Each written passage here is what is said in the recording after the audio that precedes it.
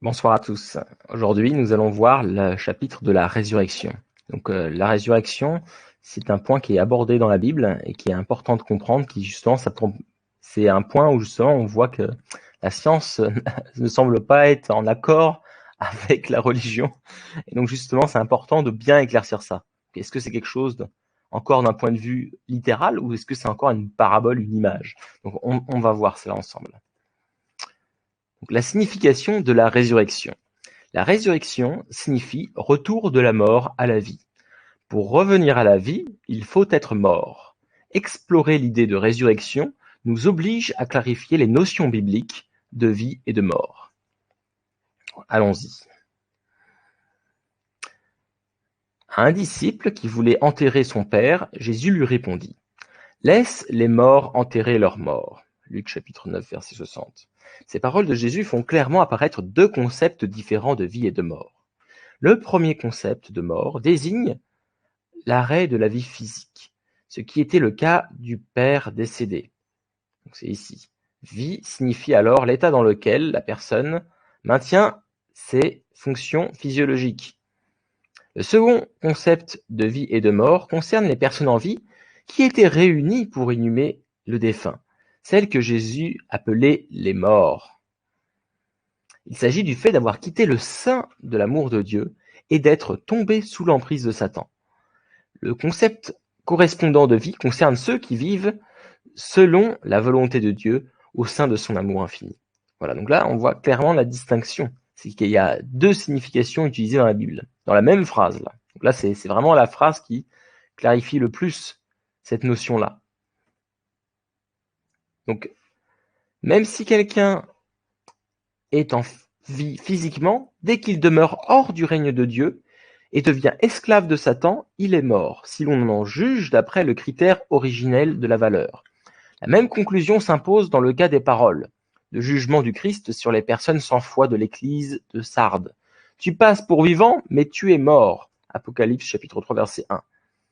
D'un autre côté, quand Jésus disait « Qui croit en moi, même s'il meurt, vivra », en Jean chapitre 11 verset 25, il voulait dire que ceux qui croient en lui et vivent sous le règne de Dieu ont la vie. Même quand leur corps physique retourne à la terre, leur esprit connaît la vie sous le règne de Dieu. Voilà, donc en fait, quand ils disent tu passes pour vivant mais tu es mort, c'était dans le sens que c'est des personnes qui étaient des religieux, et donc qui passaient pour être vivants, comme si ils étaient du côté de Dieu, mais en fait comme ils faisaient des mauvaises actions, ces personnes-là, ils étaient en quelque sorte morts, ils n'étaient pas sous le règne de Dieu, tout simplement. Et dans l'autre cas, qui croit en moi, même s'il meurt, vivra, c'était pas dans le sens qu'ils allaient vivre éternellement physiquement, parce que le corps devient poussière, en fait, forcément, ça c'est la science qui le démontre. On va dire, c'est pas possible de vivre éternellement, et c'est quelque chose juste d'aller dans le sens parce on vit au sein de l'amour de Dieu, et donc on vit, voilà, on est vivant. Voilà, c'est dans ce sens-là, et qu'on reste vivant. Et pareil, quand on a vu justement quand il y a beaucoup de moments où dans la Bible on dit que voilà les morts vont ressusciter, donc c'est dans le sens qu'ils vont pas ressusciter, sortir de leur tombeau, mais plutôt qu'ils vont revenir dans le règne de Dieu. Ils vont quitter l'état d'être esclaves de Satan pour revenir dans le règne de Dieu. Donc la signification de la résurrection. Dans le plan originel de Dieu, il était prévu que les êtres humains vieillissent et redeviennent poussière. La chair est le vêtement de l'esprit, c'est seulement l'esprit dévêtu qui entre dans le monde spirituel pour y vivre éternellement.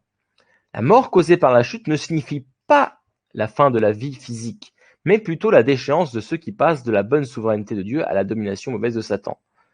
Et donc ça, on a un exemple le plus simple, c'est celui d'Adam et Ève.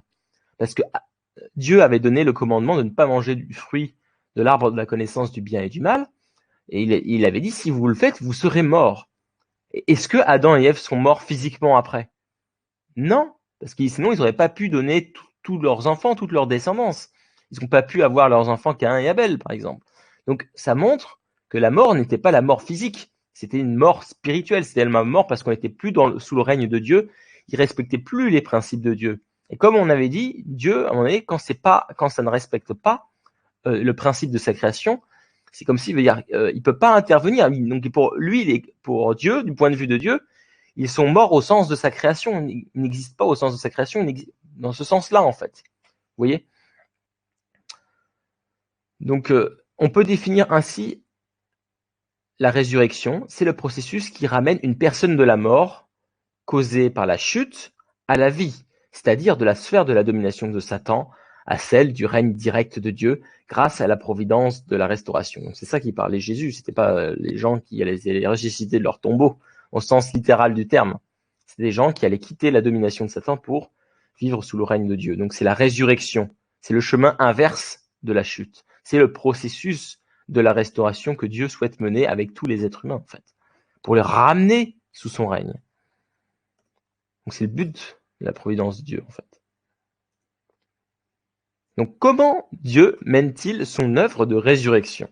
Donc il y a 4 principes de la résurrection expliqués par le principe divin. Donc, il y a la parole de Dieu. Premièrement, la résurrection a lieu par la parole de Dieu, la vérité. Dieu a créé avec sa parole et il a donné sa parole. Excusez-moi, il y a des fautes d'orthographe. Le commandement à Adam et Ève pour les guider vers l'accomplissement. Donc Dieu a continué à donner sa parole aux humains déchus pour les guider vers leur but originel. Les révélations de la vérité de Dieu sont la base de la religion.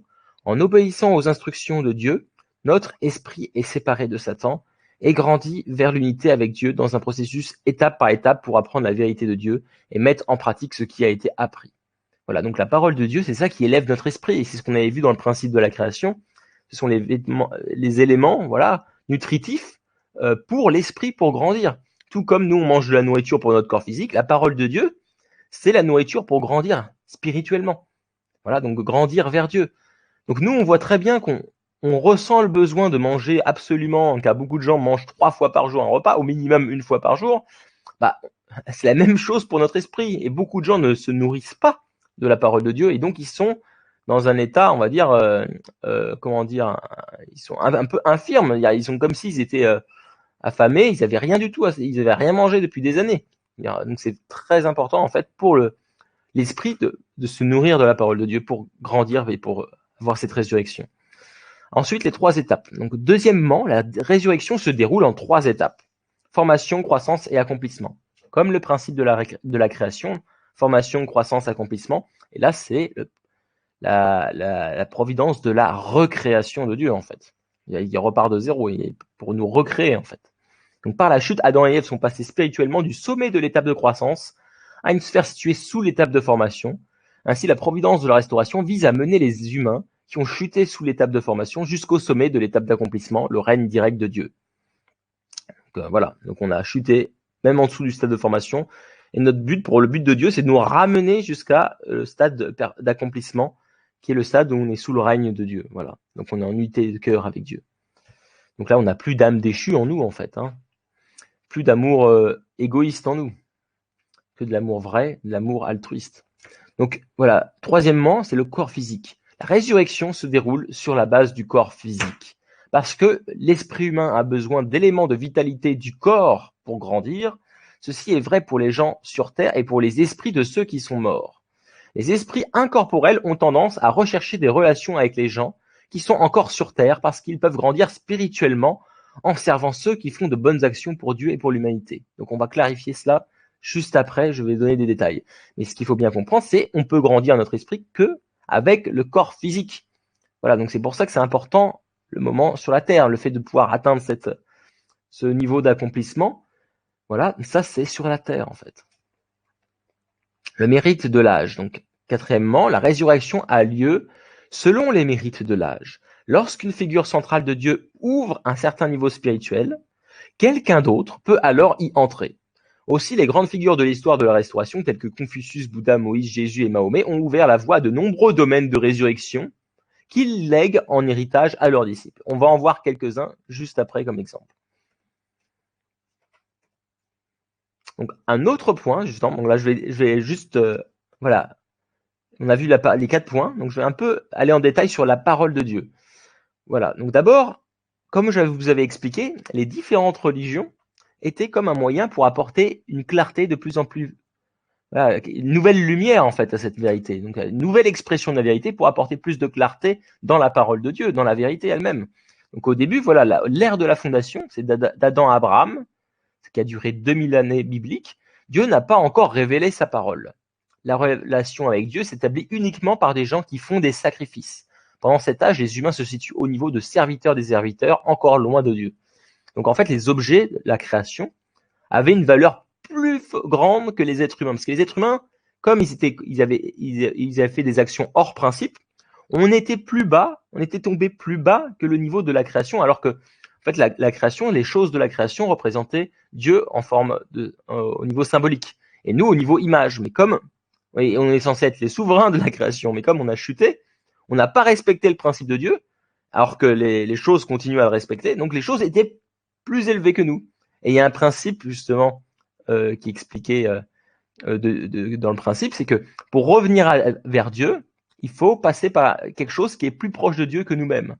Et donc justement, les choses, voilà, étaient plus proches de Dieu que Adam et Ève, que les êtres humains de cette époque. Donc c'est pour ça qu'ils faisaient des sacrifices, qu'ils faisaient des offrandes, ce qu'on voyait avec l'offrande de Caïn et Abel, pour revenir vers Dieu en fait. Voilà. Et donc c'était une époque, ils étaient à un niveau de stade de serviteur. Voilà, ils repartaient de zéro en fait. Voilà. Ensuite, une première parole de Dieu, l'ère de l'Ancien Testament, d'Abraham à Jésus, donc a duré 2000 ans. Dieu se révèle à travers les 10 commandements, par la figure centrale Moïse. Les gens ont pu atteindre le niveau de serviteur de Dieu. Le contenu fondamental de la parole de Dieu exprimée par Moïse se résume à cette affirmation. Il n'y a qu'un seul vrai Dieu qui se manifeste par sa loi. Donc voilà, ça c'est la parole de Dieu. Donc voilà, les lois, par exemple, quand on parlait de lois spirituelles, voilà, ça c'était les 10 commandements, c'était 10 lois spirituelles. C'est pas des lois physiques, mais c'est des lois spirituelles. Donc voilà, donc là c'est la parole de Dieu. Première fois qu'il y avait la parole de Dieu. Donc là, le niveau de l'humanité était plus élevé et il pouvait enfin recevoir la parole. Voilà, et donc c'était un premier niveau en fait.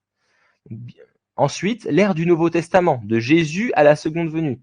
2000 ans encore. Vous voyez toujours 2000 ans qui reviennent. Jésus, on verra tout ça plus tard pour expliquer ces périodes-là.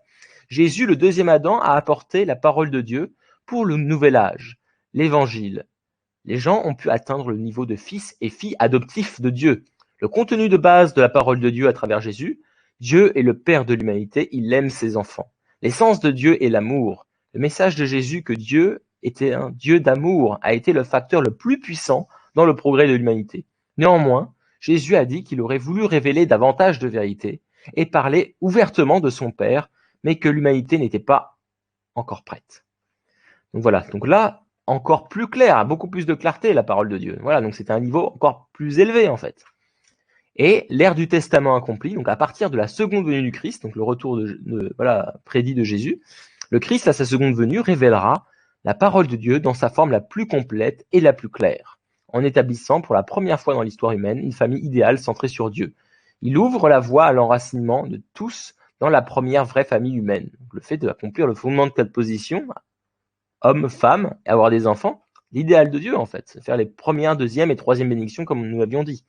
Donc ça c'est le rôle du Christ dans son rôle complet.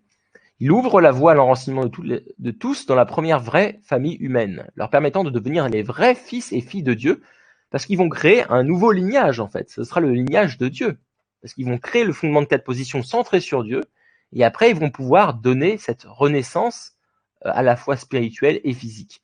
Donc il a accompli ainsi sa promesse de son lien éternel avec les êtres humains, donc on verra plus tard tout ça. Donc voilà, donc là, c'est la parole de Dieu qui est beaucoup plus claire. Donc ça, c'est le jour actuel, hein, comme on avait dit, avec les derniers jours, on est dans la période des derniers jours. Donc la résurrection au stade de formation. Voilà, donc ça, on vient maintenant sur la partie expliquer qui étaient les 3 étapes. Formation, croissance, accomplissement. Voilà, donc la période de 2000 ans d'Adam à Abraham est appelée l'ère providentielle du fondement pour la résurrection. Donc on voit ici sur ce diagramme que Adam et la formation, c'est la première barre, deuxième barre croissance et la quatrième là, accomplissement. Donc ça c'était pour atteindre la perfection. Donc normalement, Adam avait atteint la période de croissance et il devait continuer à se développer, continuer à gagner en maturité. Mais il a chuté avec Ève à ce moment-là et donc il est tombé plus bas que le niveau de formation. Voilà. Et donc, il a fallu 2000 ans pour juste atteindre voilà, le niveau d'esprit en formation. Donc, la période de 2000 ans d'Abraham à Jésus, donc ça c'était grâce au fait de la parole de Moïse, des 10 commandements en fait. Hein. Donc les Juifs ont pu atteindre ce niveau d'esprit en formation. S'ils ont suivi Moïse, à l'époque les gens qui ont suivi Moïse, ils atteignaient ce niveau spirituel, esprit en formation. Donc la période de 2000 ans d'Abraham à Jésus peut être appelée l'ère providentielle de la résurrection au stade de formation, l'ère de la justification par les œuvres. Les personnes de cette période qui pratiquaient la loi dans leur vie quotidienne étaient ressuscitées au stade de formation, devenant des esprits en formation. Voilà, donc ça c'est le premier niveau spirituel en fait. Un grand niveau, hein, parce qu'il y a plein de niveaux spirituels. Hein. Ensuite, résurrection au stade de croissance. Donc, deuxième niveau. La période de 2000 ans de Jésus au second avènement du Christ peut être appelée l'ère providentielle de la résurrection au stade de croissance. Donc c'est ici. Période où l'ère de la justification par la foi. À leur mort, ceux qui sont devenus esprits vitaux sur la terre entrent et résident au paradis, le niveau des esprits vitaux du monde spirituel. Donc les personnes qui ont en gros suivi avec foi Jésus, en fait, ont eu foi en lui dans leur vie, et ils rentrent dans le monde spirituel au niveau du paradis. Et c'est ce qu'a dit Jésus justement. On voit qu'au début dans son discours, il disait vous irez au royaume de Dieu. Mais après, il a changé d'attitude et quand il était sur la croix, il a plus parlé de royaume de Dieu. Quand il y avait les personnes à sa droite ou à sa gauche, je sais plus lequel, qui disait qui avait soutenu Jésus, il a dit bah toi tu iras au paradis avec moi en fait. Donc le paradis c'est pas le royaume de Dieu, c'est un niveau différent, c'est le troisième niveau, c'est le niveau où du stade d'accomplissement. Le paradis c'est pas ce niveau-là, c'est le niveau de stade de croissance. Voilà, parce qu'il n'avait pas pu apporter le salut spirituel et physique, mais que spirituel. Donc il a pu voilà élever le niveau jusqu'au niveau d'esprit vitaux qui nous permettent d'aller au niveau du paradis. Voilà. Donc ensuite, il y a le résurrection au stade d'accomplissement. Donc ça, c'est ce qu'était Jésus, il était venu à la base accomplir. Et donc c'est pour ça, l'ère au cours de laquelle l'être humain peut, grâce au retour du Christ, donc à la base c'était Jésus quand il devait venir, il parlait de royaume de Dieu justement au début. Hein. Donc grâce au retour du Christ, achever la providence de la résurrection est appelée l'ère providentielle de la résurrection au stade d'accomplissement. L'ère de la justification par le service, dans le sens où on sert le Messie, on le soutient dans la providence de Dieu, on fait le service de Dieu, on est au service de Dieu pour accomplir sa providence. Quand les croyants de cette ère quittent leur corps physique, ils entrent et demeurent en tant qu'esprit dans le royaume de Dieu, au ciel, qui est le niveau des esprits divins du monde spirituel. Donc l'ère du service, c'est aussi vivre pour les autres, tout simplement. Hein. C'est toutes les religions enseignent ça, donc c'est vivre pour les autres, mais il faut le mettre en pratique. Voilà, très important. C'est incarner. C'est pas juste croire. Et beaucoup dans le christianisme, peut-être voilà, c'est souvent beaucoup de personnes s'arrêtent à juste dire ah oui, je crois en Dieu, je crois au Christ. Voilà, mais ils n'essayent pas de devenir comme le Christ, ils n'essayent pas de devenir comme Jésus. Et en fait, c'est ce qu'il faut faire. Il faut incarner, il faut vivre une vie. On va dire, avoir la même attitude que Jésus. C'est ça, en fait, qu'il faut atteindre. Parce que Jésus a été le premier à atteindre la première bénédiction, la maturité, mais nous sommes tous invités à atteindre ce niveau, en fait. Hein. C'est le niveau que Dieu avait souhaité pour nous à l'origine. Donc, la providence de la résurrection pour les esprits. Parce que là, on a parlé des personnes qui vivaient sur la terre. Mais on a dit que c'est que les gens sur la terre qui peuvent développer leur esprit. Mais qu'est-ce qui se passe si un esprit, par exemple l'esprit, un juif de l'époque de Moïse, voilà, il était un esprit en formation, donc formation au niveau de formation. Voilà, à un moment donné, quand Jésus est arrivé, comment il fait pour s'élever en fait dans le monde spirituel? Il va être bloqué pour l'éternité? Non, il y a une solution bien sûr, que Dieu il donne un chemin pour la restauration. Et donc c'est le chemin que nous allons expliquer. Donc les esprits ne peuvent ni grandir ni ressusciter en dehors d'une personne physique. Les esprits des personnes qui sont mortes avant d'avoir pu atteindre la perfection durant leur vie terrestre ne peuvent ressusciter qu'en retournant sur Terre et en accomplissant leurs responsabilités inachevées grâce à une coopération avec les personnes vivant sur la Terre. Quand les êtres humains deviennent réceptifs aux esprits grâce à la prière et à d'autres activités spirituelles, les esprits descendent vers eux pour former une base commune avec leurs personnes spirituelles et œuvrer avec eux. Donc, pour résumer, c'est les esprits vont descendre sur la terre et ils vont essayer d'inspirer les personnes physiques, Donc, par exemple, moi, il y a des esprits en travers chaque personne.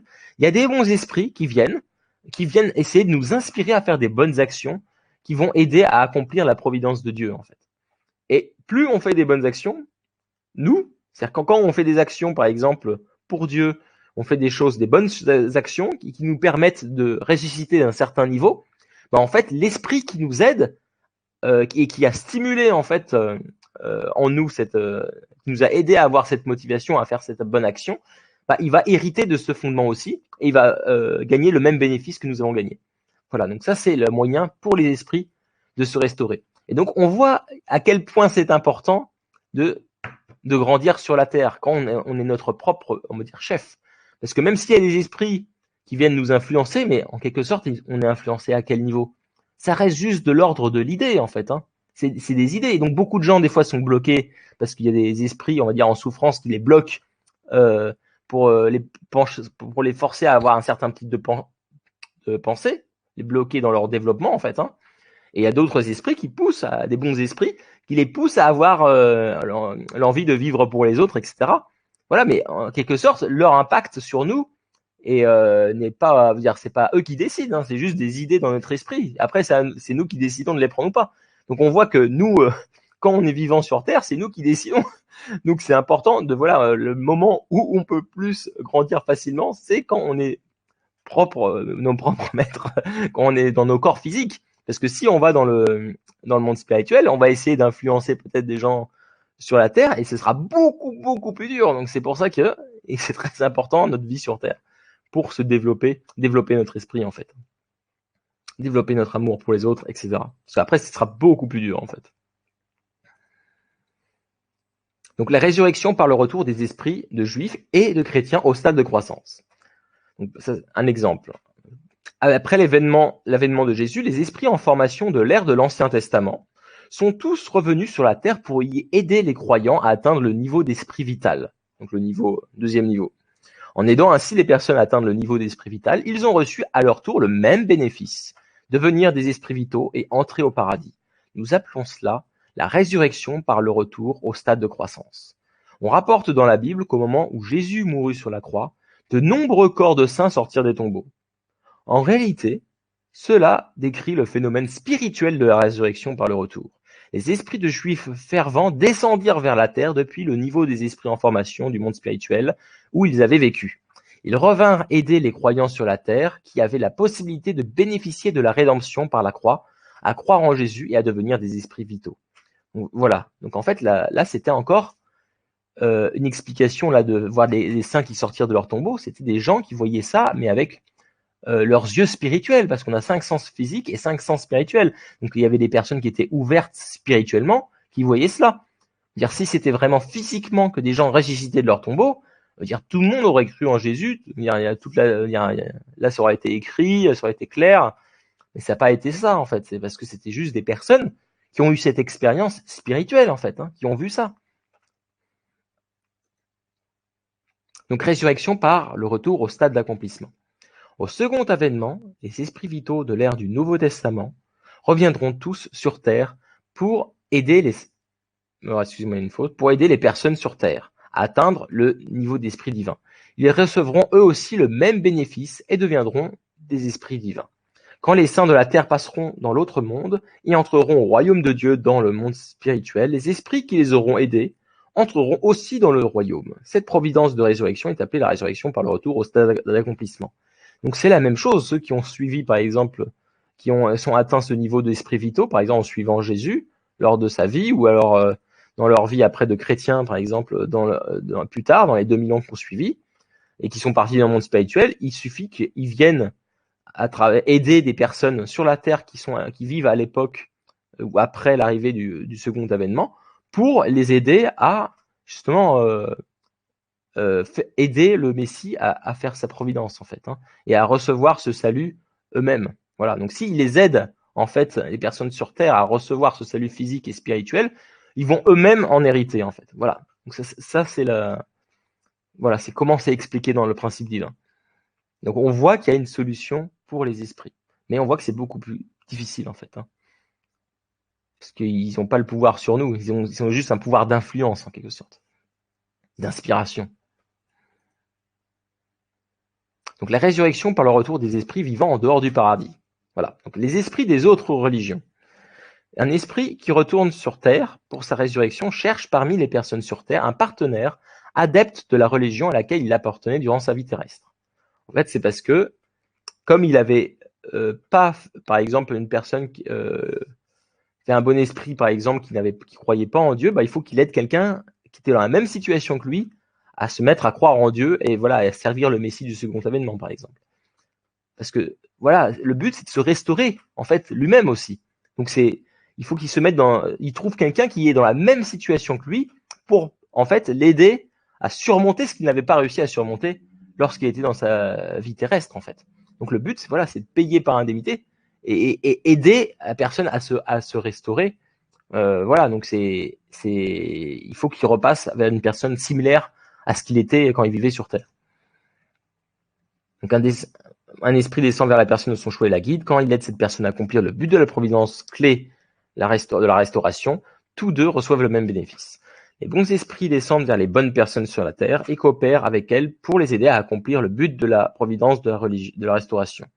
Dans ce processus, les esprits reçoivent les mêmes bénéfices que les personnes qui les ont aidés. Les œuvres des mauvais esprits ne se traduiront pas toujours par des fruits et des résultats qui leur permettent de bénéficier d'une résurrection par le retour. Afin de leur procurer semblable mérite, leurs œuvres doivent avoir pour effet de punir les personnes sur la terre. Ces mauvais esprits les aident ainsi à établir des conditions d'indemnité quand elles n'ont pas réussi, malgré leurs efforts antérieurs de Dieu, à se purifier de leurs péchés. Donc qu'est-ce que ça veut dire ça? Parce que là on voit les autres religions vont aider les personnes de la même religion à suivre par exemple le Messie du second avènement. Les bons esprits qui croyaient pas en une religion va les amener aussi à croire. Mais un esprit mauvais, par exemple, lui, il sait pas faire des bonnes choses. En gros, il est trop mauvais en fait. Et donc son chemin, il sait faire des mauvaises choses, il sait taper par exemple sur des gens. Donc en fait, pour l'aider, c'est que il va taper sur des gens, mais en gros, parce que Dieu lui a demandé, pour un but de punir une personne, pour payer indemnité, pour pouvoir se restaurer d'un niveau de cette indemnité. Donc il faut bien comprendre que quand on disait, en fait, il y a toujours, même si on peut pardonner, on verra qu'il y a le principe d'indemnité en fait plus tard, ça on verra dans d'autres chapitres plus tard. Mais en gros, il y a une condition d'indemnité à payer des fois pour pouvoir ressusciter d'un certain niveau, parce qu'on n'a pas payé soi-même les conditions. Et comme la personne ne le sait pas toujours, justement, ce principe, et qu'on va expliquer dans le prochain chapitre, là pour se ressusciter aussi, il faut payer indemnité pour nos erreurs passées.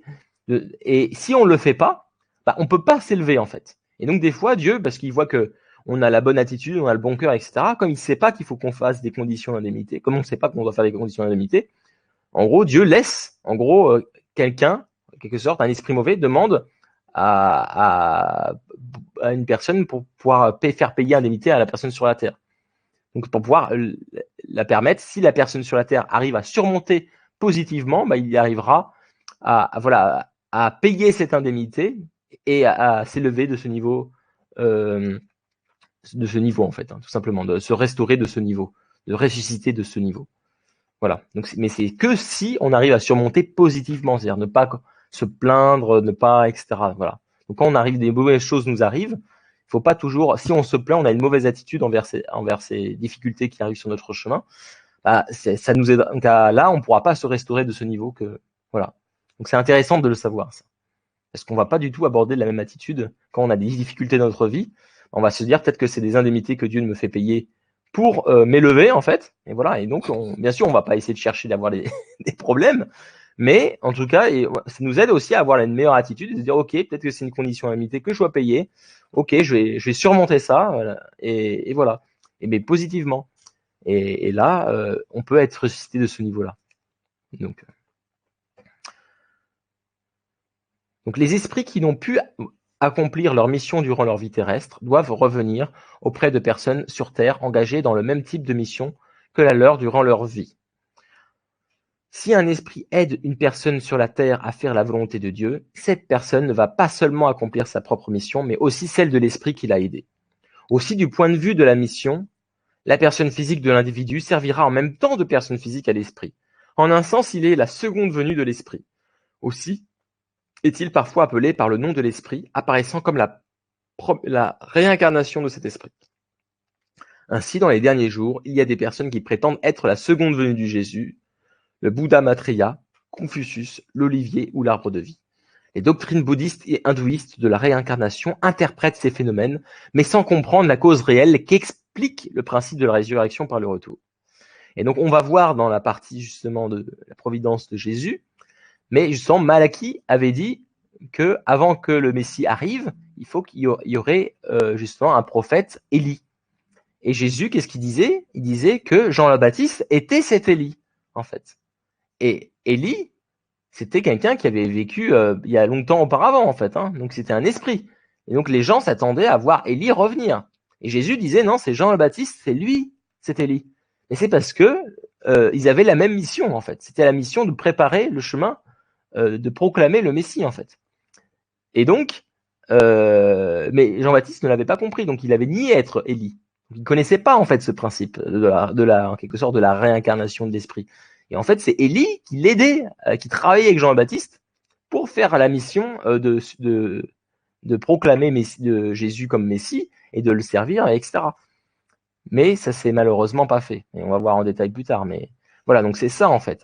Ça, typiquement, c'est un exemple de cette réincarnation de l'esprit. Et donc la réincarnation évoquée par l'hindouisme ou le bouddhisme, typiquement. Voilà, donc là, le principe divin l'explique. Donc c'est en fait ce but, c'est pour pouvoir aider donc, à ces personnes-là à accomplir leur mission, à terminer leur mission sur la terre, en fait. Donc, les leçons sur la résurrection. Donc la résurrection, voilà, pour résumer, c'est le fait de passer de la domination de Satan à la souveraineté de Dieu. Donc c'est pas quelque chose, voilà, qu'on peut dire c'est antagoniste entre la science et la religion. Non, c'est juste un aspect, c'était une image en fait, qui voulait simplement dire la résurrection, c'est passer de la mort à la vie au sens spirituel du terme, au sens que voilà, on n'était plus on n'était plus vivant aux yeux de Dieu au sens de sa création, parce qu'on vivait de manière hors principe, tout simplement. La résurrection se fait grâce à la parole de Dieu, par l'intermédiaire de nouvelles révélations de Dieu de plus en plus complètes et claires, au corps physique qui permet à notre esprit de se développer, au mérite de l'âge qui permet d'hériter des bonnes actions et des accomplissements de figures centrales passées. Voilà, donc par exemple, grâce au baptême, grâce à différentes cérémonies, ça permet justement de bénéficier de ce nettoyage en nous, en fait. Et on verra aussi plus tard d'autres choses apportées par justement le révérend Son et son épouse. Notre résurrection nous permet de se rapprocher de Dieu, mais permet aussi aux esprits qui nous ont aidés d'hériter du même bénéfice. Le fait de se restaurer ressuscite à la fois d'autres personnes vivant dans le monde spirituel. Et ça, je trouve ça vraiment quelque chose de magique, incroyable, parce que c'est pas juste pour notre propre bénéfice. C'est-à-dire que par exemple, le fait de dire, ok, je vais me concentrer, je vais essayer de vivre plus en accord avec Dieu, voilà, c'est pas que pour nous, c'est aussi pour des esprits qui peuvent bénéficier à travers nous de ce bénéfice. Donc des fois, on peut se dire, voilà, on n'est pas forcément, en quelque sorte, on dit, j'ai pas envie d'être comme Jésus, je ne suis pas, en quelque sorte, ambitieux, je ne veux pas être aussi bien, en quelque sorte. Mais il y a des gens dans le monde spirituel qui voudraient, en fait, parce qu'eux, ils voient la différence entre être quelqu'un comme on est en général et quelqu'un comme Jésus. Voilà, on n'est pas du tout au même niveau dans le monde spirituel et on est beaucoup plus heureux parce que on vit en accord avec le principe de la création. Et voilà, alors que donc typiquement rien que pour leur bénéfice, même si nous on n'est pas très motivés, c'est bon pour eux en fait. C'est bon pour eux et en plus quand on vit pour les autres, c'est bon pour les autres. Donc en fait c'est bon pour trois individus. C'est bon quand on vit pour les autres, on vit pour les personnes qu'on aide, c'est bien pour eux. Ensuite c'est bon pour les personnes en monde spirituel parce qu'on fait des bonnes actions pour les autres, donc on s'élève, on se restaure, on ressuscite. Donc ça fait ressusciter les personnes en monde spirituel et ça nous ressuscite nous-mêmes. Donc c'est trois en un quoi. Voilà, donc là il faut y aller, il faut vivre pour les autres. Je vous conseille. C'est bon pour vous, c'est bon pour les autres autour de vous. Voilà, il y a plus de raison de ne plus le faire. Voilà. Ensuite, les nuisances que nous pouvons recevoir d'autres personnes peuvent nous être données pour nous permettre de nous restaurer à un nouveau niveau qui n'aurait pas été atteignable sans cela. Donc, attention à ne pas se plaindre. Quand il y a des choses difficiles qui arrivent dans notre vie, on peut se dire peut-être que c'est des conditions, ça peut être des conditions d'amitié que Dieu nous fait payer, justement, pour pouvoir s'élever à un nouveau niveau spirituel qu'on aurait été incapable sans cette condition limitée. Parce qu'il faut bien comprendre que quand on fait des fautes, c'est comme par exemple, j'avais entendu une fois un pasteur qui disait un bon exemple. Il était aux États-Unis, il conduisait, il était allé un peu trop vite, et donc il y a une policière qui l'arrête, qui dit hey, voilà, vous êtes allé trop vite. Et en fait, qu'est-ce qui se passe? Il a dit désolé, excusez-moi, est-ce que vous pouvez me pardonner? En gros, le pasteur il demande ça. Est-ce que vous pouvez me pardonner? La policière elle fait oui, oui, je vous pardonne. Alors le pasteur il est étonné, il fait ah ouais, super. Et la policière commence à partir à sa voiture et elle revient et après elle lui donne la facture. Elle dit voilà, ce sera $50. Et je croyais que vous m'aviez pardonné. Oui, je vous ai pardonné, mais ça n'empêche pas de payer. Ça n'empêche pas de payer. Voilà. Et donc c'est pareil quand on voit des gens des fois qui sont emprisonnés. La prison, les choses comme ça, on voit que c'est des choses qui ont été inspirées par Dieu parce que c'est pour payer indemnité. Quand on a fait des fautes, il faut payer indemnité. C'est une loi spirituelle. On va le voir plus tard en détail. C'est une loi spirituelle de ressusciter grâce à des conditions d'indemnité. Et donc, si on ne paye pas ces indemnités, on ne peut pas ressusciter. Donc, il ne suffit pas juste de dire, OK, je te pardonne, c'est fini. Non, il y a un principe, il y a une loi spirituelle. Tu as fait des mauvaises choses, tu dois payer l'indemnité. Voilà. Donc, c'est exactement ce principe. Et donc, des fois, comme on ne le comprend pas, même si on a une bonne attitude, on a changé d'avis, maintenant on veut vivre pour le bien des autres, etc. Mais si tu as fait des mauvaises choses dans le passé, d'une manière ou d'une autre, il va falloir payer. Donc, soit c'est en faisant du bien aux autres, et soit ça peut être aussi en recevant des conditions d'indemnité. Voilà. Ou peut-être des fois les deux sont obligés, voilà, pour pouvoir s'élever. Donc attention à ne pas se plaindre. De toute façon, le fait de se plaindre, c'est vraiment très mauvais, c'est très destructeur pour l'esprit. C'est vraiment destructeur. Il faut plutôt cultiver la gratitude, donc complètement l'opposé. Et là, vous aurez des vies beaucoup plus épanouies, beaucoup plus heureuses. Le fait de se plaindre, ça sert vraiment, mais vraiment à rien. C'est plus contre-productif et ça vous détruit. Je le déconseille fortement.